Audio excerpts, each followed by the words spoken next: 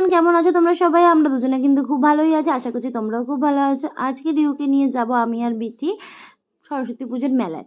আমাদের বাড়ির পাশেই স্কুল মাঠে মেলা হয়, বাড়ির পাশে বলতে হেঁটে 10 মিনিট লাগে।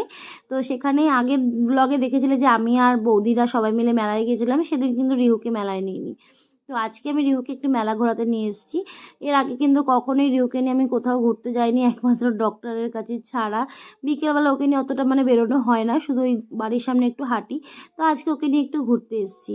তো এর আগে কিন্তু আমি ওকে নিয়ে দুর্গা ঠাকুর দেখতে গিয়েছিলাম, কিন্তু ওকে তো বাড়ির সামনে 4-5টা ঠাকুর দেখিয়ে বাড়িতে নিয়ে চলে এসেছি। কিন্তু দুর্গা পুজোর সময় তো কোনো মেলা হয় না, এই সরস্বতী পুজোর সময় আমাদের বাড়ির এখানে একটু মেলা হয় বড় করে। তো সেখানে ওকে দেখাতে নিয়ে এসেছি। ও কিন্তু বাইরে বেরিয়ে খুব খুশি, কাউকেই পাত্তা দিচ্ছে না, বেশ ঘুরতে পারছে, চারিদিক দেখছে, প্যান্ডেলটা ঘুরে ঘুরে দেখছে যে কীরকম কী করেছে না করেছে। ও রিয়াকশন দেখে কিন্তু আমি বেশ মজা পাচ্ছিলাম আর কি।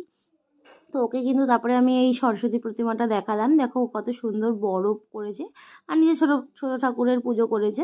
তো সেখানে কিন্তু ঠাকুরকে আমি প্রণাম করালাম রিহুকে। তারপরে ফার্স্ট প্যান্ডেল থেকে আমরা বেরিয়ে গিয়েছিলাম, এখন যাব সেকেন্ড প্যান্ডেলে। তার আগে মেলাটা দেখাই। মেলাটা কিন্তু ছিল অনেক ফাঁকা, কারণ এখন বাজে সন্ধ্যা 6:30টার মতন। ওই 6:30-7টার মতন বাজে। তাড়াতাড়ি নিয়ে গেছিলাম ওকে, কারণ এরপরে কিন্তু মেলায় ভিড় বাড়তে শুরু করবে আর কুয়াশাও পড়বে। যদিও এখন একটু গরম গরম পড়েই গেছে, তবুও তো বাচ্চা, তো তাই ওকে আমি পুরো প্যাকিং করেই নিয়ে গেছিলাম। সোয়েটার, টুপি, মোজা কিছুই বাদ রাখিনি, সব দিকে দিয়েই ওকে প্যাক করে নিয়ে গেছিলাম যাতে ওর কোনো ঠান্ডা না লাগে। তো যাই হোক, দেখতেই পাচ্ছ যে আমিও সোয়েটার পরিনি, যত গরম লাগে খুব।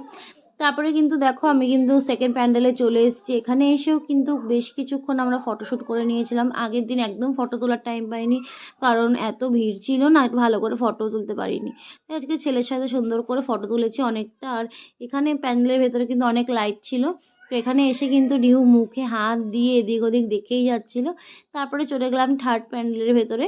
তো থার্ড প্যান্ডেলের ভেতরে আর যাইনি, সামনে থেকে ঘুরেই চলে এসেছি, কারণ বাইরে ভেতরটাকে অত হ্যাবক কিছু করেনি, তো নর্মাল ছিল। তো সিঁড়ির ওপর থেকে দেখিয়ে নিয়ে রিহুকে আমি চলে এসেছিলাম।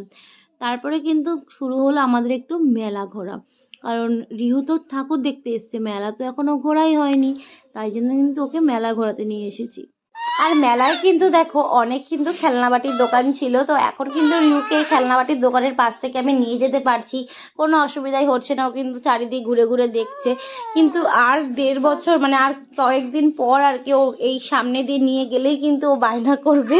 তো সেই দিনটারই অপেক্ষা করছি। তো যাই হোক, আমার কিন্তু বেশ ভালোই লাগছিল ওকে নিয়ে, ফার্স্ট টাইম আমি কোথাও এসেছি। জয় থাকলে একটু বেশি ভালো হতো, জয়কে এখন আমি খুব মিস করছিলাম। তো যাই হোক, আমি কিন্তু এখন মেলা ছেলেকে নিয়ে ঘোরা হয়ে গেছে, তাও এদিক ওদিক একটু ঘুরছিলাম।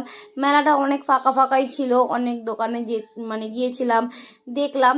আর তারপরে কিন্তু এখন আমরা বাড়িও চলে আসবো। তার আগে গিয়েছিলাম ফুচকা খেতে, কিন্তু ওকে এক হাতে নিয়ে এক হাতে আমি ফুচকা খেতে পারছিলাম না, অনেক কষ্টে খাচ্ছিলাম। তো ফুচকালা কাকু বললো যে আমার কাছে দাও, তুমি ফুচকা খাও। আর কাকুটাকে কিন্তু আমরা চিনি, আমাদের গলিতে উনি প্রত্যেক দিন আসে। তো আজকে এখন মেলায় দোকান দিয়েছে, সেই